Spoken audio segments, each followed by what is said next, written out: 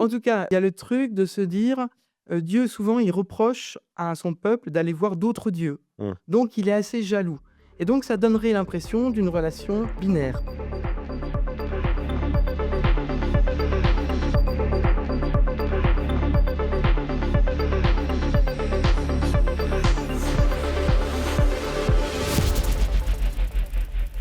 Est-ce qu'un chrétien peut être polyamoureux? Donc, n'hésitez pas à participer dans le chat à la conversation. N'hésitez à participer Ça à la à conversation. la conversation. Apprentissage, on a des bruits. Tant que c'est ces bruits-là, ça va. C'est ça va. N'allons pas plus loin, n'allons pas plus loin. Faut dire que c'est un sujet sérieux d'abord. Oui, oui, oui, non, c'est un sujet sérieux, peut-être pour définir rapidement le polyamour de ce que j'en comprends, c'est des gens qui estiment qu'en gros, que l'amour, amoureux qu'on pense habituellement de manière exclusive avec une personne, bah, ça peut être vécu avec plusieurs personnes.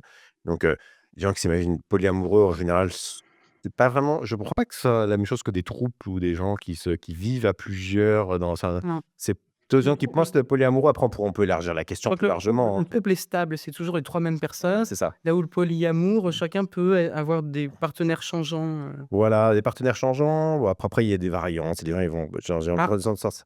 écrit les Chrétienne et hackers polyamoureux. chrétienne Ah bah, pour attends, on a une chrétienne et donc polyamoureuse. n'hésite pas, Lélina, à nous mettre des commentaires Bah, parce que exactement, ouais, les quand personnes concernées s'expriment. si tu veux si, donc si ma définition donc c'est possible, bah, oui. Donc est-ce que la définition qu'on a donnée est Bah bonne déjà? et donc mais parce que j'ai l'impression que ça par exemple, certains vont défendre aussi une vision, par exemple, du polyamour où, par exemple, il y a ce qu'on appelle un nesting partner, c'est-à-dire, en gros, un partenaire avec qui tu fais plus, avec qui tu vis plus au quotidien et qui va faire des enfants, C'est par les exemple. situations que moi j'ai Voilà, connues plutôt. mais mais ça autorise on va dire des aventures ou des relations amicales, amoureuses, slash amoureuses avec d'autres personnes, incluant des relations sexuelles, voilà. Mais tu vois, c'est pas forcément juste, tout le monde à égalité. Il peut y avoir aussi, quelqu'un avec qui tu construis un nid, un nesting partner, un nid et donc mais voilà. Donc voilà, donc mais l'idée, voilà, c'est comme dit, Lely Nacker, on peut avoir plusieurs relations amoureuses en même temps. Alors moi, comment je me positionne par rapport à ça? En fait, je trouve que déjà d'un point de vue, chrétien et surtout, bah, enfin, tous ceux qui vont utiliser la Bible pour, définir une certaine vision du couple, parfois j'ai envie de leur demander: «Avez-vous lu la Bible?»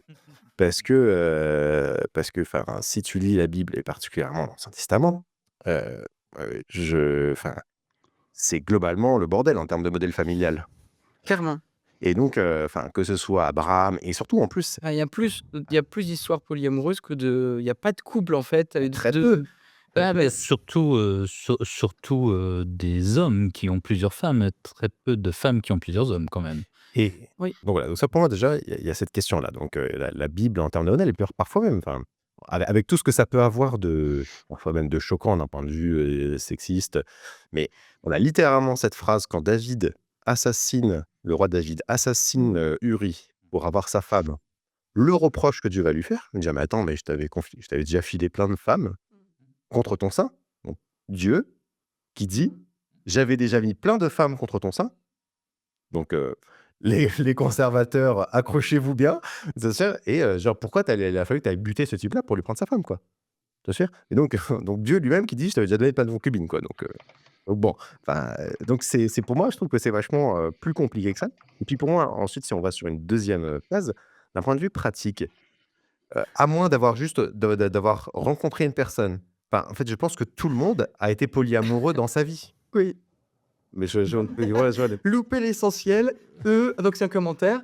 Est-ce que Marie avec Dieu et Joseph s'acceptent? Alors d'ailleurs, parenthèse, il y a un slogan qu'il y avait qu'on a fait dans les manifs, de chrétiens, pour la PMA, qui était, «Jésus, avait 2 de papas, papa. Jésus avait 2 mamans, Jésus les a eus, pourquoi pas moi?» Voilà. Voilà, donc Donc ça va dans ton sens, louper l'essentiel. ben, parce que, enfin, moi, la question que j'ai, c'est que surtout, en fait, on a tous été polyamoureux. C'est-à-dire que, enfin, concrètement, j'ai été amoureux de beaucoup de femmes dans ma vie. Hem, Pourquoi? Parce que tout d'un coup, bah, je suis amoureux de quelqu'un d'autre. Est-ce que c'est magique? Tout d'un coup, le sentiment que j'ai pour les autres s'arrête? Ben, en fait, moi, ce que je constate, c'est que c'est pas le cas. Après, la question, c'est qu'est-ce que je fais avec ce sentiment amoureux que je peux ressentir vis-à-vis de personne? Mais la réalité, c'est que d'un point de vue pratique, Pour moi, c'était plutôt de l'amour poli, car cela n'allait pas plus loin. De l'amour poli, c'est intéressant ça. Qu'est-ce que tu peux nous préciser ce que tu entends par amour poli? Et Léline Hacker et puis on est tous polyamireux. Oh, c'est Et joli ça. alors après c'est On est toutes polyamoureux. c'est une autre Tous, question, pardon, tous. mais là c'est là J'adore qu'on tous. vient on viendra. Moi ce que je trouve très intéressant dans cette question-là, c'est de se dire, quelle est et de poser vraiment la question: quelle est la différence fondamentale entre une amitié et une relation amoureuse? Et ben, C'est désir sexuel, moi, je dirais. Ouais. voilà. Et donc la seule chose qui sépare le relationnel amical à ce qu'on appellera un relationnel amoureux, c'est finalement, le côté, c'est qu'en gros une amitié, c'est un amoureux platonique. Et pourquoi est-ce que tout d'un coup, dans le cas on parle même pas de la question sexuelle, mais pourquoi est-ce que tout d'un coup, pourquoi est-ce que le sentiment amoureux devrait être quelque chose qui tout d'un coup, c'est très, très, très important que ce soit, exclusif, tu vois? Mmh. Je suis pas sûr de savoir pourquoi. Attends, peur? Et voilà. les Lineker non, d'abord, pourquoi qui a précisé: «Amour poli», c'est que quelqu'un est amoureux mais ne va pas plus loin, le garde pour soi. Et ça, oui, je pense que c'est ce que tu disais. Il y a plein de fois où on est, moi, j'ai un cœur d'artichaut, donc il y a plein de fois, où effectivement je suis, waouh, super troublé et cetera, et ça peut durer. Mais je n'en dirai absolument rien parce que ça va mettre un bazar monstrueux dans une relation qui est une relation amicale. Mmh. Et puis comme, j'y reviendrai, mais par exemple, moi je compte beaucoup, enfin les puritains sont un courant dont je parle beaucoup. Ils ont là-dedans la constancy. La constancy, c'est la capacité d'être stable dans ses sentiments avec les autres et de pouvoir se retenir. Et je pense que c'est, voilà, c'est un problème de la masculinité de ne pas se retenir. Moi je peux En fait, je pense qu'on Vas-y. peut être Ouais. polyamoureux et asexuel, quoi. Oui, en plus tu as raison, oui. Donc la sexualité, donc c'est sans doute une composante, mais c'est peut-être pas la seule. Alors que la question des projets d'ampleur, D'accord. on fait un projet avec quelqu'un qu'on aime Mmh. et c'est pas les mêmes projets qu'avec tes amis. Non, mais Ça peut être des projets d'adoption, ça peut être des ouais, projets de vivre ensemble, ça peut être, qu'est-ce qu'on fait ensemble? C'est rare qu'on adopte un enfant ou même un chien avec des amis.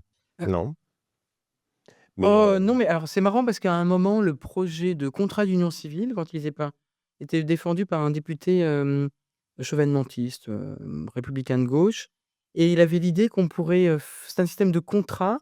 Bien sûr.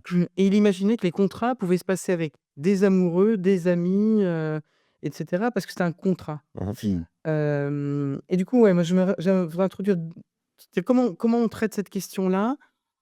Ton truc ce que tu as amené au niveau biblique était intéressant avec un bémol, c'est que est-ce que les exemples bibliques qui nous sont donnés sont des exemples anthropologiques des Mmh. réalités sociales de l'époque, ou est-ce que c'est le projet de Dieu? Je suis pas s Derrière tous les exemples que tu as donnés, il y a quand même la domination masculine, et donc peut-être que c'est une réalité anthropologique et c'est pas forcément pour autant le projet de Dieu. Non, le projet de Dieu, c'est un papa et une maman, C'est ça. non, pardon, Heu c'est une blague. et donc là, ça c'est le 1er truc. Le 2e, c'est que, je pense qu'il faut prendre cette question-là exactement comme on traiterait, c'est quoi les critères qu'on applique habituellement pour dire: «Ça, c'est un modèle de couple qui tient la route pour nous». Alors, il y a les 3 critères d'Augustin. Je vais les faire vite parce que sinon je fais un cours entier là-dessus. Merci. Donc 1er critère, c'est là ce qu'on appelle la prolesse. Alors, dans la vision catholique, c'est uniquement avoir des enfants, mais plus largement, c'est être prolifique. C'est-à-dire, est-ce que mon couple est prolifique dans, par exemple, je crée des relations amicales autour de moi, on va avoir des projets, on va avoir une maison. Est-ce qu'on fait vivre des choses à partir de nous? Prolesse. 2e, le 2e, c'est le fides. Alors, c'était écrasé sur fidélité justement, mh.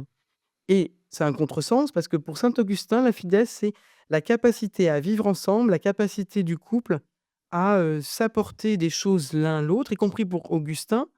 On doit, aller jusqu'à honorer l'autre sur la sexualité tout le temps, parce que ça fait Tout partie le de la temps? construction du couple, ouais. Donc du coup, il y a Waouh, donc ça il y a un ça va pas problème. la santé Donc quand même. parce qu'il y a un problème, c'est que ça justifie le viol conjugal. Mais il y a cette idée-là que la fides, c'est parce qu'on a la fidélité, c'est être capable de faire un couple qui est vivant, quoi, en gros, dans sa Mmh. relation. Et la 3e, c'est le sacramentum, c'est que le couple, alors ça s'est écrasé sur sacrement, donc ça serait donc comme sacrement, il y a pas de divorce, vision catholique. Luther dit: «C'est une mauvaise traduction, du grec». Sacramentum, c'est du latin. Le terme grec, c'est mysterium, et c'est en fait, c'est un mystère. Et donc là, c'est ce que je vis dans le couple, c'est aussi, je y vis quelque chose de spirituel qui parle de ma relation avec Dieu. Mmh. C'est là qu'il pourrait y avoir un problème sur le polyamour, c'est-à-dire que on regarde côté problème, finalement, Dieu est quelqu'un d'assez jaloux. C'est-à-dire que souvent, il va Pardon, mais Dieu est multiple. oui, alors On l'a redit encore tout attends, à attends. l'heure, donc on est déjà dans le polyamour avec Dieu. Alors en tout cas, il y a le truc de se dire, Dieu souvent il reproche à son peuple d'aller voir d'autres dieux. Mmh. Donc il est assez jaloux et donc ça donnerait l'impression d'une relation, binaire. Mais je suis d'accord, justement, Dieu est multiple et surtout de fait, il passe une alliance avec une multitude de personnes. Mmh. Tout De ça personnes, une multitude de peuples aussi, hein, parce que voilà, d'un donc côté, il y a une alliance avec Israël, il y a une alliance avec l'humanité tout entière, il y a une alliance avec le cosmos, il y a une alliance avec l'Église. Il a quand même plusieurs épouses, donc hein. du coup, il pourrait être assez polyamoureux, voilà. L'autre modèle, c'est le modèle que j'ai évoqué sur les puritains. Mmh. C'est-à-dire que le modèle des puritains, c'est constancy, il faut savoir se retenir, se maîtriser et donc du coup, ça pose plein de questions dans la relation polyamoureuse, on y reviendra parce que moi je pense que théoriquement, théologiquement, ça pose pas de problème. Dans la pratique, moi, les expériences que j'ai vues, j'ai des questions, on y reviendra peut-être après. Mais alors, Mais, c'est ça justement, parce que du coup, il passe, si la base, c'est le ah oui, contrat, tu avais pas fini. ouais, la base, c'est ça et ça, c'est très important chez les polyamoureux, désolé, c'est que le raisonnement polyamoureux, c'est un raisonnement où je passe des contrats avec les autres et je passe au contrat avec la personne, avec chacune des personnes, c'est pas forcément le même contrat. Il y en a un, le contrat, ça sera, je vis avec toi tous les jours et ça sera une relation stable et toi, ça sera quelqu'un que je vais voir à côté, mais tu sais bien que tu es pas ma relation stable Mmh. et il y a un autre élément du contrat, peut-être que les laniqueurs le confirmera ou pas et moi qui m'a un peu gêné, c'est chacun est responsable de ses propres sentiments. Je ne suis pas responsable des sentiments que je provoque chez l'autre. Là, c'est un élément de contrat, mais qui moi me pose problème. Je pense que je suis responsable des sentiments que je provoque chez l'autre en l'aimant ou en le délaissant ou en n'étant pas beaucoup avec lui et On c'est le un des éléments séduisant. qui me pose problème dans le polyamour. Voilà, j'ai fini, j'ai exposé mon temps, je dirai plus rien jusqu'à la fin. Moi, je suis, enfin, ça me fait quand même, je sais pas si je peux dire réagir, mais, comme toi, je trouve que théologiquement, il y a aucun problème avec la question du polyamour. Bibliquement parlant, aucun Mmh, problème très intéressant ce et alors je vais passer le content. Galou 69, d'accord, mais est-ce que chaque personne sous contrat connaît le contrat qui pèse sur les autres amoureux? Ah, tu as trouvé Lévina comment Keur reprendre la parole, c'est est-ce que génial. Lévina Keur peut nous éclairer là-dessus? Vas-y, pardon? Pour moi, il y a pas de problème ni théologiquement ni bibliquement, si ce n'est qu'il faudrait, arriver, à appliquer un principe d'égalité et que ce soit pas juste, le patriarcat, mais, parce que bon, Salomon avec ses 700 femmes et ses 300 concubines, je crois que le mec, soit il a eu plusieurs vies, soit il avait vraiment une santé de fer. Mais concrètement, j'entends bien, hein, cette question de contrat, même si on va voir plus tard, ce que ça veut dire, hein. On garde un œil sur ce que Lely Nacker écrit. Mais, concrètement et ben, c'est super compliqué de gérer, plusieurs relations amoureuses. Je dis pas que c'est impossible, hein, mais, moi j'en suis bien incapable. J'ai déjà du mal à assumer une seule. Et et ma chérie donc, Léa, elle dit, souvent, quand tu es polyamoureux, tu polymorphes. C'est-à-dire que dans l'amour, en tout cas dans l'amoureux, parce que l'amitié c'est de l'amour aussi, mais, dans le sentiment amoureux, on s'investit, on met beaucoup de soi et donc on est forcément blessé, on est forcément déçu aussi et c'est super dur. C'est marrant parce que exactement à tout ce que tu disais, je pense que je voyais la réponse de Lévina que Lévina Keur t'aurait fait. Ce Oui. qu'elle a dit, c'est: «Mais c'est pareil dans nos amitiés, j'ai vécu de grandes passions, de grandes jalousies en amitié. Une nouvelle amie qui arrive, qui menace ma meilleure amie. Faut-il n'avoir qu'un ami parce que je suis responsable de ce que je provoque chez eux?» Et en fait, c'est ce que tu disais, à chaque chose que tu disais, on pourrait répondre: «Oui, mais en amitié, c'est pareil». Ouais, ouais. Alors la question, c'est Mais est-ce que j'avais finalement, c'est pas plus ça blesse pas plus les gens quand c'est de l'amour que quand c'est de l'amitié? Mais on a des grosses blessures d'amitié aussi tous. Là, je ne sais pas trop, j'ai pas l'expérience de l'amitié. Ah, ça y est, j'ai mis un blanc. Alors, les Lineker, les contrats sont vivants. Alors, c'est hyper puritain, hein, tout ça. Les puritains, ils passent leur temps à faire évoluer les contrats, hein, dans la théorie puritaine. Les contrats sont vivants, ils évoluent comme nous, mais n'empêchent pas des fidélités de long cours et ne sont pas forcément écrits. Alors d'accord, l'aîné à cœur, mais la question qui était posée par Gaël, c'est est-ce que les contrats sont vraiment, Connus par les autres, connus ouais. par les autres? C'est-à-dire est-ce que c'est Mmh. pas est-ce que c'est des contrats dont on discute Ou est-ce que c'est des choses qui, entre guillemets, «vont de soi» et en fait, ça va de soi que pour celui qui s'y engage et Mmh. puis l'autre, il sait pas ce qu'il y a en retour? Parce qu'il y a souvent ça, hein, des choses qui sont de l'ordre, non, on voit ça beaucoup, en tout cas, dans les couples, j'ai envie de dire, «classiques» entre guillemets, où les attentes, Ouais. Les décalages d'attente, il de y a des décalages projets. d'attente qui sont énormes. Quand on parle de fidélité, très souvent, on a un imaginaire de la fidélité qui est, il faut pas aller voir ailleurs, alors que, il y a des couples et là, ça parle pas de polyamour, ça va parler plutôt de libertinage, mais il y a des couples libertins qui estiment qu'ils sont fidèles, puisqu'ils sont fidèles à la parole qu'ils se sont donnée, Mmh. de se laisser la liberté de. Ouais. Mmh. Ce que dit Lenny Nacker et c'est un peu ce que j'ai, moi des histoires enfin que j'ai des gens que j'ai accompagnés ou qui sont des amis d'ailleurs, hein.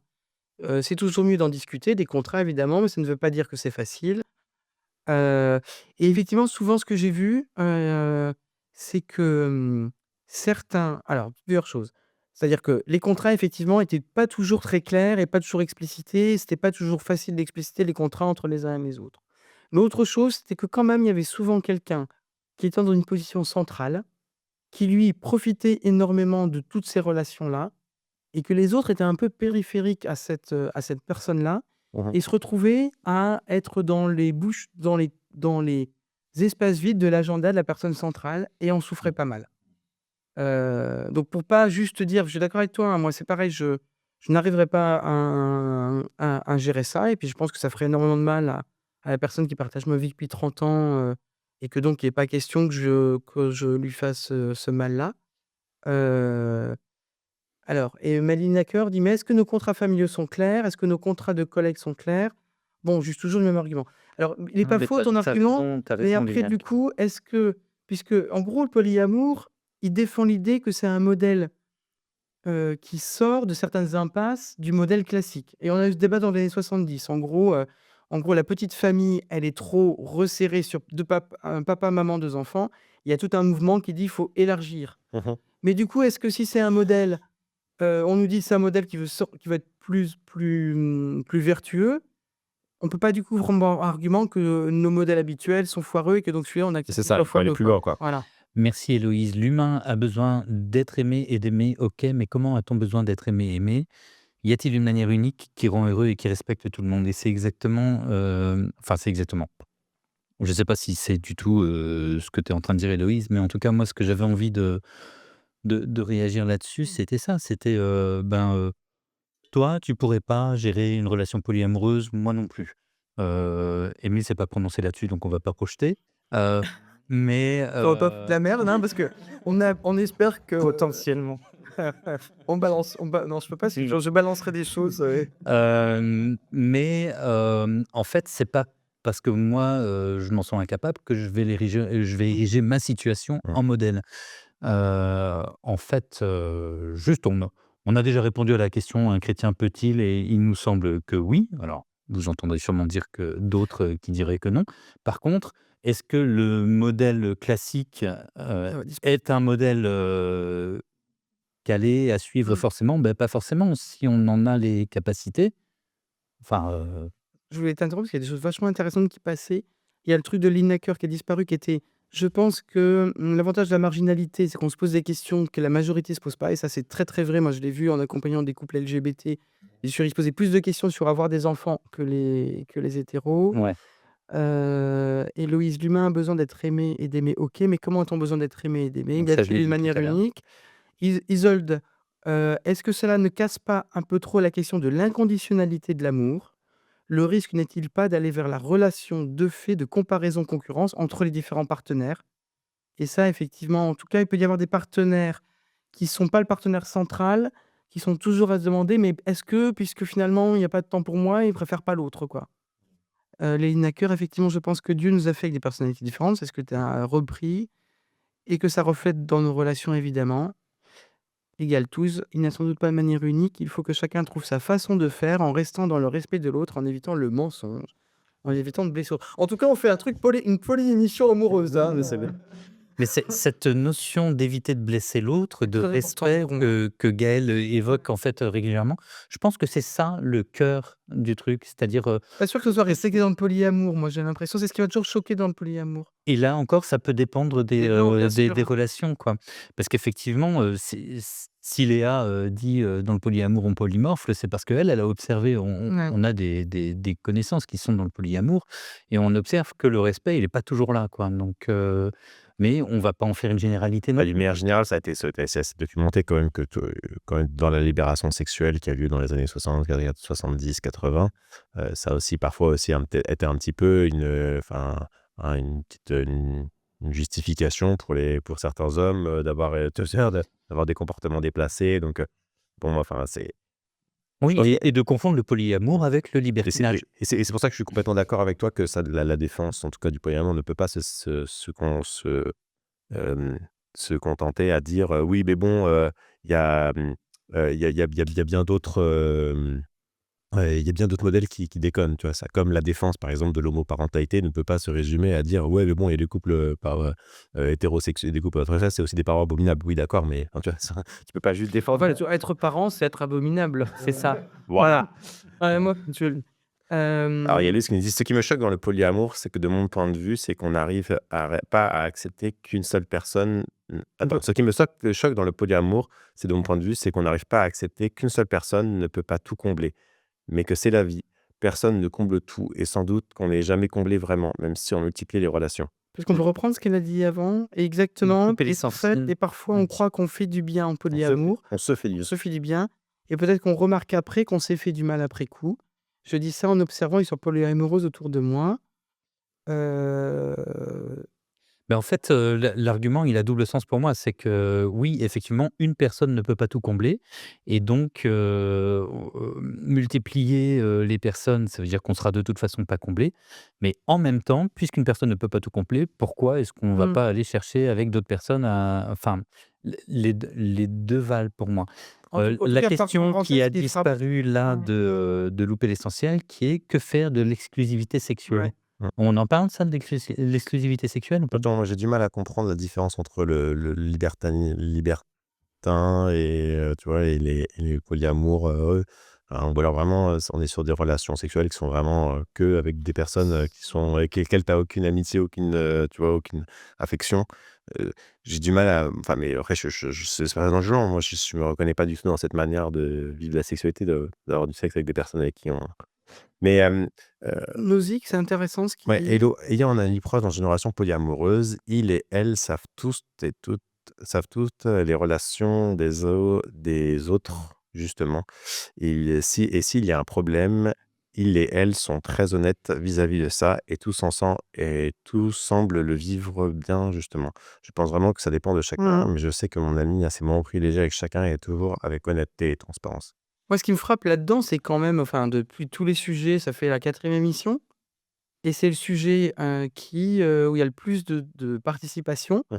avec des gens qui soit on a au Mmh. moins deux participants qui ont été dans des il y a une qui nous a dit qu'elle aime pas d'histoire polyamoureuse, il y a 2 participants que je connais dont je sais qu'ils ont été là-dedans, et il y en a plusieurs qui témoignent d'amis. Donc ça veut dire que ce qui est intéressant, c'est qu'il faut prendre en compte ça, comme le fait que c'est une réalité quand même très Ouais. présente dans nos églises aujourd'hui, et qu'il y a une vraie réflexion à avoir qui ne se résume pas à, alors moi je pense qu'il y a une question qui est posée là et qui est réelle, c'est, est-ce que, et moi je pense à un cas précis autour de moi, d'une certaine manière, il y avait quelque chose de vouloir tout combler, une espèce de Mmh. pas de consommation parce que c'est trop stigmatisant, mais en tout cas, combler quelque chose par cette multitude de relations et je pense que vouloir combler, il y a toujours une difficulté.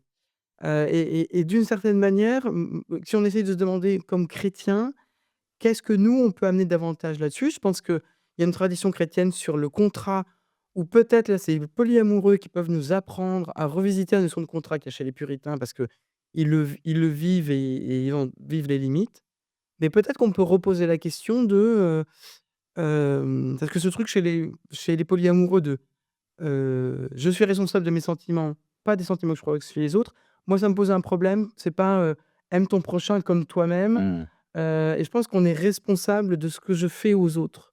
Et ça, je pense que ça, c'est quelque chose qui est au cœur de la foi. On est toujours responsable de ce qu'on provoque chez l'autre, il me semble, dans les évangiles. Ah oui, et puis quand on blesse l'autre, quand on fait pas attention à lui, quand on le respecte pas, enfin il y a quelque chose de mais c'est vrai, dans les couples, classiques, C'est hein. vrai d'un couple classique Et en même aussi. temps, on connaît tous des personnes qui prennent la mouche pour tout et n'importe quoi, et tu vois? Enfin, moi, c'est ça que je comprends enfin, je j'ai été dans des, tu vois, ça quand moi j'étais, dans certaines églises évangéliques, ça tenait ce discours-là de, «Tes émotions, ta Mmh. responsabilité», tu vois? Donc, en gros, moi je peux t'offenser, tu Mmh. vois, je peux être, hyper, direct avec toi, tu vois? Mais après c'est à toi, mais, tes sentiments après, c'est à toi de dealer ça avec Dieu parce que c'est ton problème. Donc ça me paraît un peu injuste, et je trouve que c'est des discours qui sont facilement manipulables pour dire, tu vois? Pour en gros, pour se permettre de se comporter comme un connard et après Mmh. dire, «Ah bah, t'as des émotions négatives, c'est ton Mmh. problème, c'est ta faute». Mmh. Ceci dit, en même temps, je comprends bien que, c'est vrai que je peux pas être tenu responsable pour ce que tous les gens sont pas, enfin, moi, ça m'est déjà arrivé d'avoir des gens qui me juste, parce je sais pas pourquoi, me détestent, tu vois? Je sais pas ce que je leur ai fait, mais juste en Franchement, je ne comprends pas. Mais comment on peut détester Émile? tu vois, ça m'est déjà arrivé, ça m'arrive pas souvent parce que globalement, j'en ai pas, mais ça m'est déjà arrivé avec certaines personnes, juste, je sais pas pourquoi, mais elles m'aiment pas. Puis peut-être tu de faire tout ce que tu peux, tu vois? Et à un moment donné, tu te dis: «Écoute, je suis pas responsable de comment Oui, c'est de ce non, qui se passe non, dans sa tête». des fois, il y a des limites, C'est ça. effectivement, oui. Donc Ouais. je pense qu'il y a une différence entre dire, je pense qu'il y a une question il y a une différence entre dire: «Je m'en fous, c'est pas mon problème», tu vois? Et à un moment donné, accepter aussi que bon, bah, les gens, et tu vois, tu me dis: «Émile, j'ai l'impression que tu m'as blessé», ben, à un moment donné, tu vois, j'ai l'impression que quoi que je fasse, je te blesse. Je dis: «Bon, écoute, à un moment donné, là, j'ai l'impression d'avoir touché les Mmh. limites de ce que moi Mmh. je peux faire». Mmh. Je pense que là, le problème est plutôt de son côté, tu vois? Mais tu peux te repentir quand même. Là, il y a une différence dans notre histoire, c'est que, Mmh. d'une certaine manière, une relation amoureuse, c'est une relation importante. On l'a comparé à la relation de l'amitié et ça va plus loin dans la prise de risque dans la relation, parce que des amis, il y en a de tous les degrés. Il y en a avec qui on va prendre des risques et on va perdre cette amitié, ça va être une catastrophe. Là, dans l'amour, il y a quelque chose qui est où il y a où on veut alors, il y a quelque chose où on va aller plus loin dans une profondeur de la relation. C'est pas seulement du cul, sinon c'est du libertinage. Il y a forcément une Voilà, cravate. c'est forcément grave. Juste, on reprend deux trois trucs qui sont dits peut-être là. Isolde, la peur de devoir tout combler me semble très présente dans le polyamour, l'espoir de partager la charge amoureuse entre plusieurs. Héloïse, accepter qu'on vit de façon incomplète et qu'on ne pourra jamais être complet. Personne ne pourra nous combler et c'est aussi fou de penser que c'est un autre être humain, aussi imparfait que nous, qui va nous combler ou nous rendre heureux. Ouais. Léine Acker, oui, je suis d'accord avec Héloïse et la question de surconsommer nos relations est un vrai enjeu, Mmh. d'essayer de les maximiser, de trouver mieux et là, je pense qu'il y a effectivement, il y a un super intéressant de parler de maximiser, dit, Héloïse. Et c'est vrai que c'est 2 choses, je trouve, pour moi différentes de, surconsommer Ouais. et de maximiser. Ah, Pour vas-y, pour moi, c'est explique-moi. quand même je le perçois de manière différente. C'est-à-dire dans la surconsommation, on est quand même dans ce truc de vouloir, multiplier les expériences, multiplier, c'est un peu, enfin le mot consommation, il est vraiment là, quoi. Il y a ce alors que, dans maximiser, mais je me trompe peut-être et Mmh. tu me dis, Lénine Hacker, si je me trompe, mais dans le maximiser, c'est plutôt, essayer de mettre à profit pour se faire c'est pas les bons termes. J'ai du mal en fait à, Et Méline Ecker, mais je pense que cette question est dedans comme hors du polyamour. On peut être polyamoureux sans être dans ce cliché de multiplication forcément. Oui, ça peut être des relations assez stables, hein, et En ça fait va il y a en gros, enfin, il me semble que sous moi, que ce que je connais, les configurations étaient assez stables. en fait, je je c'est ce que je réfléchissais sur la surconsommation en fait, qui était plutôt ce feu ardent à consommer, Ouais, consumer, sur le alors que max ouais. maximiser, c'était plus chercher à Moi, je ferais le faire au mieux, je ferais un faire film. imparfait de c'est ça. mieux, quoi. Beaucoup de gens, dans les milieux dans lesquels j'ai grandi, heu ceux qu'on tu sais, donnent leur témoignage de conversion. Et leur témoignage de conversion, souvent, c'est: «Ah, j'ai grandi dans une famille chrétienne, mais après je me suis éloigné et j'ai souffert et puis finalement je suis revenu», et finalement quand tu creuses, souvent le «j'ai souffert», c'est: «J'ai une relation amoureuse qui m'a brisé le cœur et finalement je reviens à Dieu et je rentre dans le droit chemin de la bonne morale chrétienne de manière à ne plus souffrir». Et finalement ces gens en général s'enferment dans un mariage, parfois, enfin, tu vois, un mariage bien, et puis finalement ils se rendent compte: «Ma mère, je souffre aussi». Et je crois que pour moi, quelqu'un a dit un jour une phrase que je connais, c'est: «Aimer, c'est donner l'opportunité à l'autre de nous faire mal». En fait, de comprendre que les relations humaines sont nécessairement empreintes de violence et de souffrance, que aimer et être en relation avec l'autre, c'est forcément souffrir. Mais le problème, c'est que ne pas être en relation, c'est aussi souffrir, voire même plus souffrir. Donc, en fait, quand on parlait de mal nécessaire, presque, tu vois, Ouais. la relation à l'autre, c'est une relation où, en fait, et je trouve que dire, combler, en fait, c'est partir avec le fait que être en relation avec l'autre, que ce soit un ami, un amoureux, un quoi que ce soit, peu importe le type de relation qu'on aura, en fait, c'est une relation qui va nécessairement Mmh. me faire souffrir. Moi, j'aimerais bien le retourner en positif, et en reprenant ce qui est dit là. On peut toujours chercher the one jamais satisfait, c'est dit les Lineker. Pourquoi? Et en avoir toujours plus sans se satisfaire de ce qu'on a. Pourquoi? Pour la consommation. Pourquoi? Mais c'est nécessaire, pas forcément. Donc là, on voit effectivement, c'est ce que là, il y a 2 pendants qui sont effectivement, la relation, c'est toujours se faire du mal et le risque de la surconsommation. Moi, j'aimerais ramener un autre élément qui est présent chez, plutôt dans le courant du personnalisme avec Paul Ricoeur, c'est la relation sexuelle et la relation de couple pour personnalisation réciproque. Qu'est-ce que ça veut dire? C'est en fait dans la relation, on s'accompagne pour être toujours davantage une personne. Alors une personne dans le personnalisme, c'est qu'en fait, on n'est pas un individu au sens du capitalisme, chacun dans son coin. On est quelqu'un qui Un est être avec relationnel. un être relationnel, on est personne et communauté et on est dans des dimensions aussi verticales et on est dans une relation, on va toujours chercher à améliorer la qualité et d'une certaine manière, le couple et c'est la fonction qui est donnée par, Ricoeur et par le personnalisme au couple. C'est pas de faire des enfants, c'est, de se personnaliser. Mmh. Et donc la question, c'est est-ce qu'on se personnalise par le qualitatif d'une relation qu'on creuse, où on apprend les limites de l'autre, où on apprend ses limites, où on apprend à négocier, où on apprend à faire de la place, où on apprend à être insatisfait. Et ça peut se passer dans une relation polyamoureuse, plus ou moins stable, où on va apprendre ça par, la renégociation des contrats, le fait de prendre en compte qu'est-ce que je fais à l'autre, qu'est-ce qu'il me fait, et cetera, comme dans une relation, classique. Et finalement, la question c'est, on y revient, hein, avec, maximiser tout ça. Est-ce que c'est, merci. Est-ce que c'est pas moi, c'est Ricoeur et C'est Mounier. pas moi, c'est Ricard. Heu c'est en fait, qu'est-ce qu'on cherche là-dedans? Mmh. Est-ce que je cherche finalement, est-ce que c'est une hyperactivité, de la relation et de la sexualité? Est-ce que c'est je suis super content d'être au centre, moi le coq et j'ai mes femmes, autour, je ne citerai pas de nom. Heu voilà, qu'est-ce qu'on y cherche? J'ai peur parce qu'il m'a regardé en disant ça. Ah non, c'est pas toi, c'est pas toi. C'est pas toi, mais le verticalisme d'un couple dans un amour parallélisme. Pourquoi? Waouh! Alors là, on frise le surréalisme et la poésie. Merci les téléspectateurs. C'est intéressant, c'est quand tu regardes les il y a d'autres types de couples qui existent, des couples qui sont préparatoires amoureux et notamment, les couples, souvent médiatiques, par exemple des duos, que tu peux voir, tu sais, des duos d'humoristes ou des trucs, et c'est intéressant de les entendre parler. Moi, je le vis à une échelle moins grande parce qu'on travaille pas non plus tout ensemble, mais avec Nathanaël, ça fait quand même un certain temps qu'on travaille sur Mauvaise foi ensemble et ben, en fait, dans une certaine mesure, en fait, tu te rends compte que et Mauvaise foi, bah, ça nous engage, c'est un projet qu'on a en commun, qu'on construit de longue haleine, sur lequel on a évolué, on n'était pas tout à fait la même chose au début.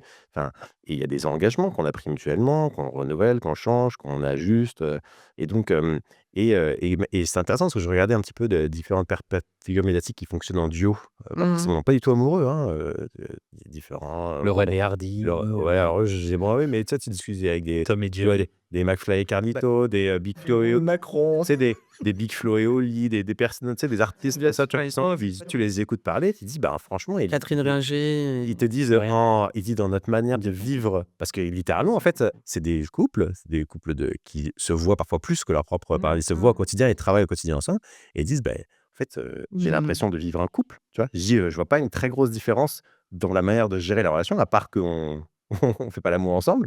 Bah, en fait, j'ai l'impression de gérer j'ai l'impression d'avoir 2 couples dans ma vie, quoi». Mmh. Tu vois ce que je veux dire? On a des projets séparés, nos bébés, c'est pas des ils sont pas en chien, mais bon, enfin, Oui, c'est bien un sûr. projet professionnel, c'est vrai que, enfin, c'est et il y a souvent des duos médiatiques qui finissent mal aussi, qui se séparent dans la douleur, parfois même dans la détestation de l'autre au bout du compte. On a plein Mmh. d'exemples aussi. La vraie chose, c'est que avoir des relations profondes et entretenues avec quelqu'un sur un thème, bah, tu peux pas faire ça avec 50 000 personnes au monde, tu vois? Moi, des amis vraiment forts avec qui vraiment j'ai des relations depuis longtemps et c'est vrai, j'en ai, avec Nathanaël, j'ai un autre ami à Londres. Puis à part ça, en plus avec ma famille, avec mes frères et sœurs, on s'entend bien.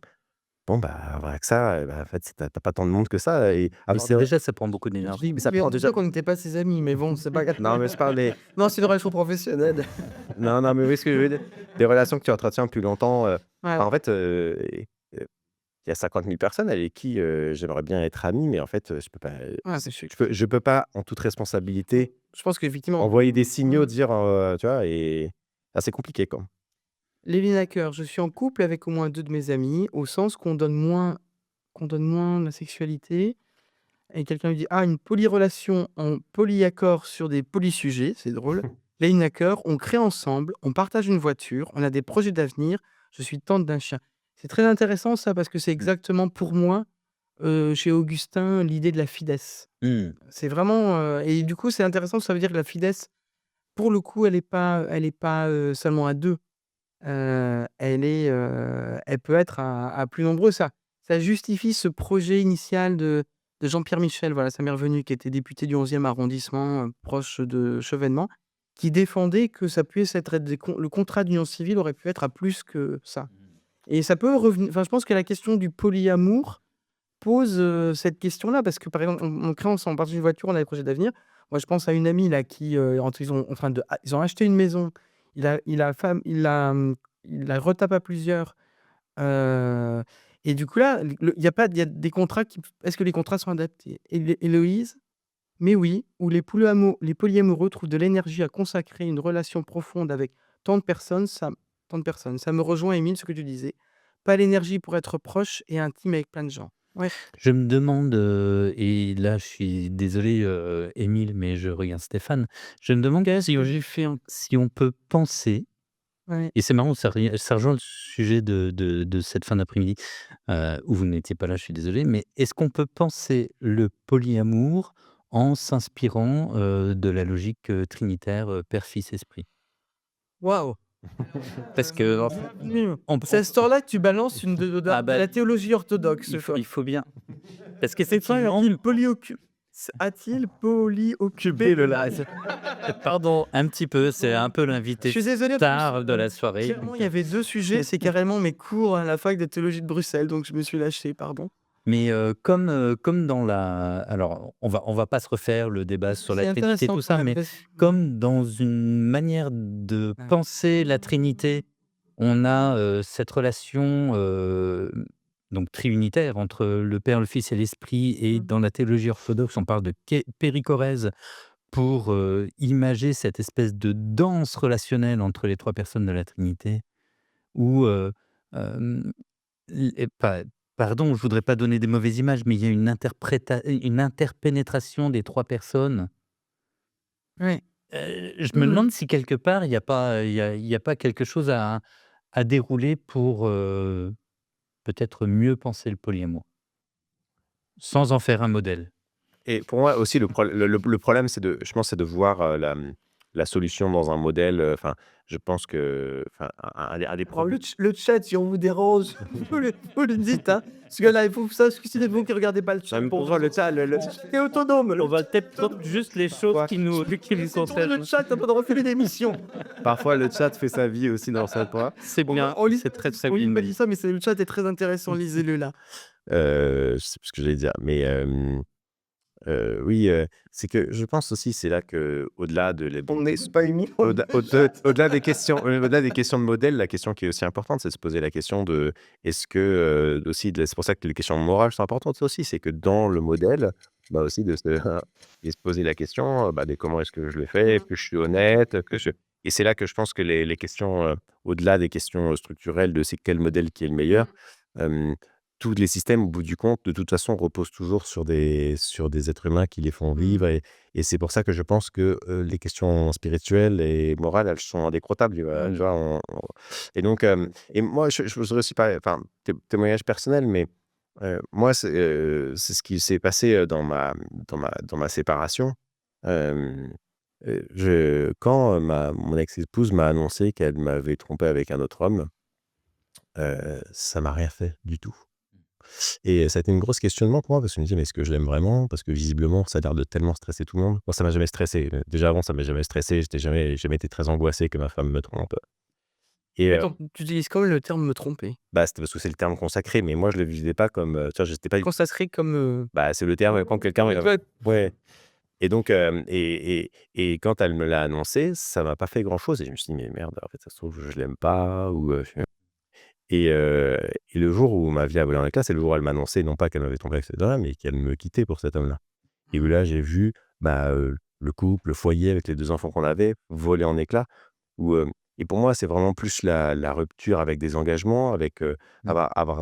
avoir laissé entendre à quelqu'un qu'on allait suivre un certain chemin et qu'on s'est engagé sur ce chemin-là. Ce chemin-là qui m'engage, je peux faire des enfants, acheter un logement et d'un coup voir ça exploser et voir l'autre exploser ça, heu, Mmh. pour moi, c'est ça, tu vois, qui m'a fait le plus de mal, tu vois? C'est le Moi, projet qui volait en éclats, en fait. OK. c'est le projet, c'est C'est ce la qu'on c'est était en la train de construire. Finalement, enfin, elle avait passé une soirée avec un autre gars. Bon, moi, pendant ce temps-là, j'avais fait autre chose. J'avais dû regarder un épisode d'un des trucs sur Netflix. Enfin, qu'est-ce que j'ai perdu à ce moment-là? Mmh. Moi, j'ai pas senti que j'avais perdu grand-chose, tu vois? Ça, je comprends. Le jour où le jour où, bah, j'ai réalisé que la famille que je voulais créer avec mes enfants et bah, je l'aurais jamais.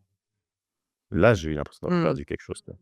Et ça m'a fait quand même moi, c'est ce qui m'a fait beaucoup réfléchir sur le sujet, quoi. et je pense qu'il y a aussi, j'avais entendu une fois et ça m'avait beaucoup inspiré, le fait qu'on faisait porter au couple occidental beaucoup trop de choses en même temps. Mmh. On demande à 2 personnes d'être des amis, d'être des amoureux, d'être des parents, d'être une unité économique, Les amants? d'être des amants, et cetera. Donc déjà, ça fait quand même on a énoncé que, 5-6 fonctions. Dans d'autres sociétés, les choses sont plus réparties. L'unité économique, elle repose sur, la famille élargie. Heu, la L'éducation de relation l'enfant, oui, elle repose sur un repose. couple et la relation sexuelle sur d'autres couples. Et donc on répartit différemment les fonctions. Alors, et du coup, voilà, ça m'interroge parce qu'effectivement quand tu dis ce qu'il y a trop ce qui éclate, ce qui explose, c'est aussi la cellule familiale et c'est ça qui te fait mal. Bah, c'est aussi parce on a superposé uniquement les 2 dessus. Moi, j'ai des amis qui sont séparés comme couple, qui n'ont plus de relations sexuelles, mais qui sont clairement alors je pense à deux histoires, qui sont clairement encore des couples parentaux, qui s'entendent très bien et ils continuent à élever clairement leurs enfants, en étant séparés. Ça, je pense que ça doit nous faire, doit nous faire réfléchir. L'autre chose, moi, en tant qu'éthicien, c'est que j'enseigne à mes étudiants de défendre une éthique embarquée. C'est-à-dire qui part de la réalité des gens tels qu'ils le vivent.